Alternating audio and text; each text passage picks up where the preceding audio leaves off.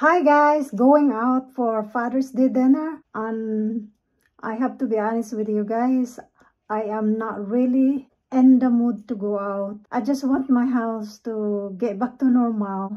My energy is really low when my house is really a mess. As you can see behind me, see our stairs, everywhere is dusty. Tiles behind me. Tiles there.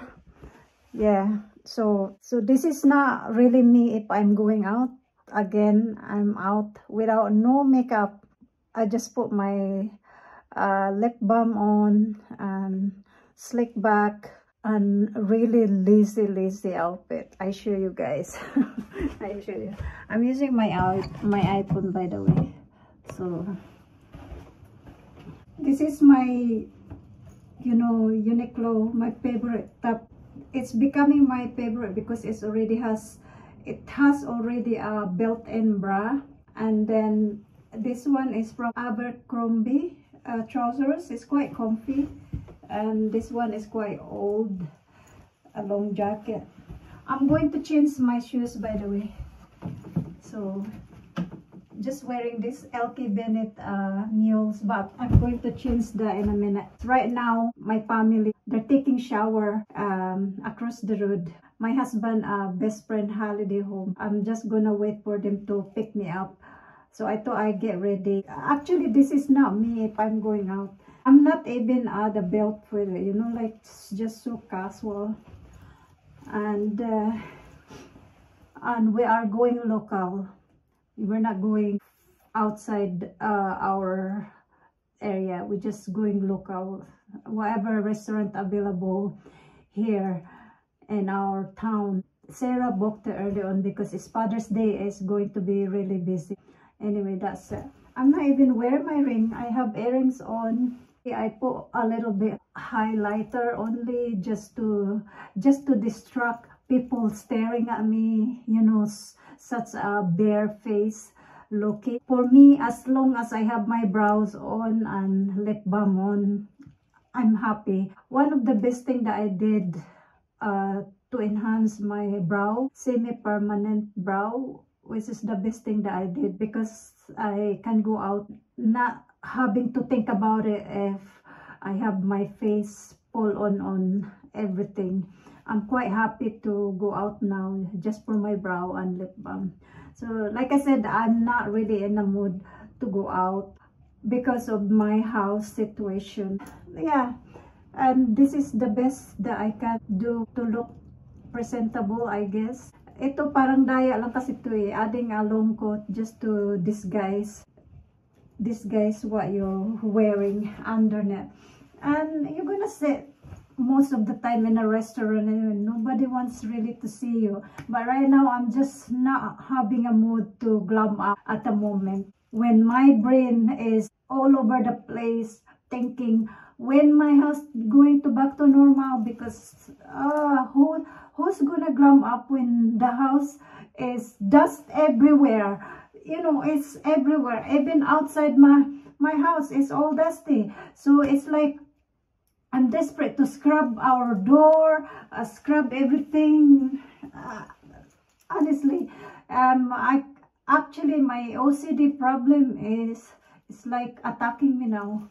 Like I want to scrub already, seeing the dust all over the house. I mean, I can't. I just can't. Anyway, yeah, I'm just waiting for my son to pick me up. Okay. I just received a text that they're coming 5 minutes. Shut up.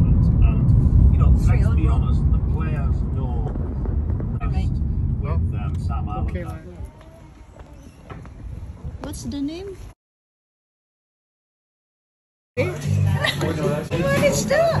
Oh my god, it's massive. It's massive. We have to take some of this home, I think. You know how much, eh? Just probably this portion. Alas 8:30 na, wala pa rin yung mga trabahante. So kahapon, wala sa plano yung mag-dinner kami Father's Day kahapon. Kagigising ko lang kaya palpag tayo. Tingnan nyo guys, ang dami ko ng uban. Kailangan na tong i-rescue ba. Pero makukulay ako bago kami mag-holiday. Anyway, kahapon, wala sa plano yung Father's Day na dinner. Last minute yun, yung mga bata may gusto. Eh, sila naman nagbayad din ng dinner. Nakita nyo naman, no? Grabe yung order ni Sir, ang laki-laki. Makati yung lalamunan ko.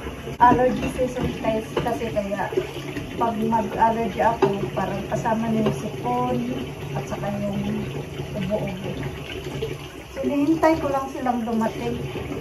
Hindi na ako makapaghintay na matapos na to. Ano na ako talagang kating-kating na ako maglinis ng bahay. Maghugas tayo ng mga tasa bago sila darating. Tingnan nyo guys, nabuslot ako ang ceiling sa kusina. Kasalanan nila to kasi yung sa taas nito, yun nga yung bathroom namin. Sign na siguro to na talagang gagawin na yung kusina. Pero wag mo na. Kawawa naman yung asawa ko, nakalbo na nga sa mga gastusin eh. Yeah, gusto ko sana is tuloy-tuloy na yung pag-renovation ng bahay ba. Pero na-realize ko na hindi ganun kadali magpa-renovate dito sa UK. Bukod sa magastos, hindi tuloy-tuloy kasi iba-iba kasi sila ng turno. Iba yung trabaho ng plumber, iba trabaho ng tiler, iba trabaho ng paneling. Yung marami sila, so bali hindi sila sabay magtrabaho. Kapag natapos na yung isa, parang step by step ba, susunod naman yung isa. So magulo. Tapos meron ding trabahante ng para magpit sa window, isa din yun. Tapos meron ding magkakabit ng ilaw, meron ding magkakabit ng kisame. Ang gulo-gulo. Whereas sa Pilipinas, yung may pera ka, ipa-schedule mo kung kailan yung gawa mo, sabay-sabay na lahat yun. One job done. Pero dito, ay, Ginoo ko, maluka ka day. So ngayon, naisip ko, hindi ko alam kung kailan ko gusto ipagawa yung kusina, pero gustong-gusto ko na talaga paano yung kusina, no? Pag-isipan ko muna. At naawa naman ako sa asawa ko. Lahat sa kanya na gastos dito sa bahay. So, siguro bigyan ko lang muna ng time na mag-ipon din. No? Ang mahal kaya dito. No? Hindi naman pwede kasi dito na, oo, meron namang pera, pero ayoko naman yung parang ano ba, ano tawag dito, yung rush, tapos mamaya kami na nagka-problema. Wala naman tayo problema doon, no, financially, no, pero naawa lang ako ba sa gastos ba. Mahal na kaya dito sa ano guys, mahal na gastusin dito sa UK. Sobrang mahal na, nakakalula. Ang dami na nga gustong lumayas dito sa UK dahil sa sitwasyon yung, ano tawag doon, cost of living ba yun dito. So, yeah. Anyway, hugasan ko muna tong mga tasa bago sila darating. Mag-usap na lang tayo mamaya. Gustong-gusto nyo pa ba itong nakita to itsura na to? Mura na kong abat. Guys, babalikan ko na lang kayo kung meron na akong exciting na ipapakita sa inyo. Kasi wala na ngang nanonood sa vlog ko eh. Tapos puro pa tayo mga home vlog. Boring na yung vlog na to. Mas lalo pang zero. Wala na talaga. Wala nang manonood sa vlog ko kasi hindi na exciting. So, for now, iiwanan ko na muna kayo in this vlog. I-upload ko right away, right now. Kasi hindi na nakaka-excite yung ating vlog. Puro na home vlog. Wala nang kabubuluhan. So kaya alas 9 na, wala pa rin yung mga trabahante dito. So Yeah. Yun lang. Naiirita na sa sitwasyon. Kaya tatapusin na lang muna natin tong home vlog for now. Tapos babalikan ko na lang kayo kapag tapos na yung bathroom. So doon na lang. Okay, salamat.